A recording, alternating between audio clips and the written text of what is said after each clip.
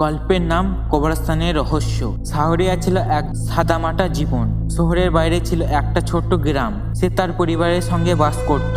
একদিন তার বন্ধু সজীব তাকে বলছিল, শাহরিয়া, আমাদের গ্রামে পুরনো কবরস্থানটা তো দেখেছিস, একবার রাতের বেলায় গিয়ে দেখে আসিস।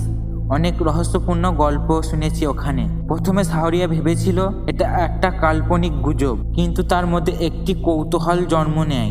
এক সন্ধ্যেবেলায় সজীবের সঙ্গে সিদ্ধান্ত নেয় তারা কবরস্থানে যাবে। গ্রামের লোকেরা সাধারণত রাতের বেলায় কবরস্থানে যাওয়ার সাহস করতো না, কিন্তু শাহরিয়া ভেবেছিল এটি শুধু একটা অদ্ভুত বিশ্বাস। রাত তখন প্রায় 1টা। চাঁদের আলো কবরস্থানের গেটের ওপর পড়ছিল। তারা দুটি পেঁচানো রাস্তায় হাঁটতে হাঁটতে কবরস্থানে প্রবেশ করলো। কবরস্থানে প্রবেশ ছিল নিস্তব্ধতা, চারপাশে কেবল ঝিঝি পোকার শব্দ শোনা যাচ্ছিল।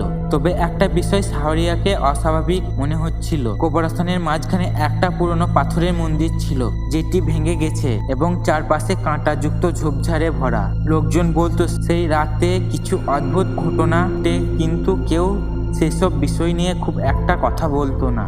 তারা মন্দিরের দিকে এগিয়ে গেল। শাহরিয়ার গা ছমছম করছে, অনুভব করছিল যেন কোথাও থেকে তাদের দিকে কেউ নজর রাখছে। সজীব তার দিকে তাকিয়ে বলল, কিছু তো লাগছে না, শুধু পুরনো কবরস্থানের গন্ধ। কিন্তু শাহরিয়া আরো সাবধান হয়ে গেল। সাবধান হয়ে মন্দিরের দিকে হাঁটতে থাকে।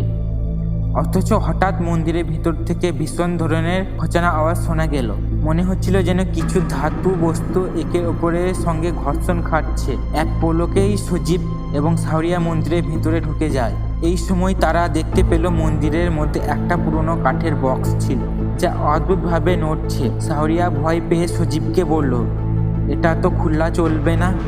কিন্তু সজীব, যা অন্যদের কাছে কখনো বলতো না, কৌতূহলের বসে বক্সটি খুলে ফেলল সজীব। বক্স খুলতে এক অত্যন্ত অন্ধকার রঙের পোকা মুখ একবারে ঝলকে বেরিয়ে আসে এবং তার চোখে দুটি ছিল এক হালকা সবুজ রং। সেই মুখ থেকে এক চিৎকার বেরিয়ে যায়, যা শাহরিয়া এবং সজীবের রক্ত ঠান্ডা হাওয়া বইয়ে দেয়। ভয়াবহ এক শক্তি তাদের পেছনে ছুটে আসে, যেন কিছু অদ্ভুত জন্তু তাদের ধাওয়া করেছে।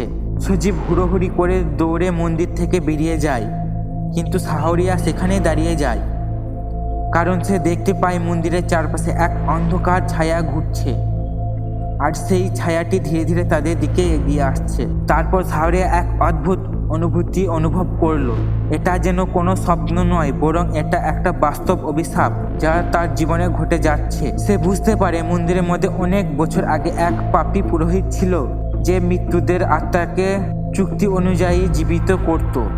কিন্তু সে মারা যাবার পর তার আত্মা শান্তি পায়নি এবং এখন তার আত্মা মন্দিরে আটকে পড়েছে।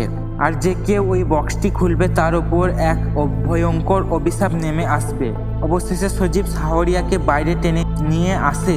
তখন শাহরিয়া শুনতে পায় তার পিছনে হালকা নিঃশ্বাসের শব্দ, কিন্তু যখন সে ফিরে তাকায় কিছুই দেখা যায় না।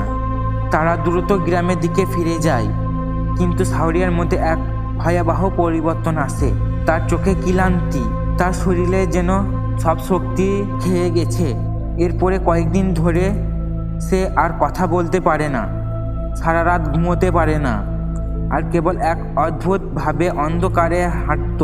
গ্রামের লোকেরা মনে করেছিল সে অভিশপ্ত হয়ে গেছে। সজীবও কিছুদিন পর গ্রাম ছেড়ে চলে যায়, কিন্তু গ্রামে অনেক পুরনো লোক এখনও বলে রাতে ওই কবরস্থানে গেলে সেই পুরনো পুরোহিতের আত্মা অথবা তার মতো কোনো এক এখন একে নিস্তব্ধ অনুসরণ করে, একে নিস্তব্ধতা করে রেখেছে।